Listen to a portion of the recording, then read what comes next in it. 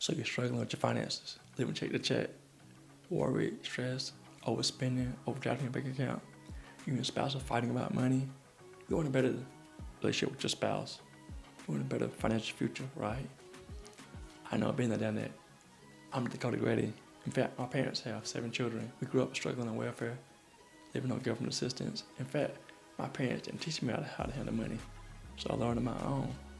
Learned how to budget, how to pay off debt, and start teaching people how to manage their finances. In fact, I went from making $34,000 a year as an employee to creating my own business, making over $64,000, right? So I'm dedicated to helping people to manage, maximize, and multiply their finances so that they can have a life of abundance. That's what this show, the Rule Your Money Show, is all about, helping you to master your finances. That's right, helping you transform your finances so that you can have a life of abundance. So I hope you dive into the conversation. I want to help you to rule your money on the Rule Your Money Show.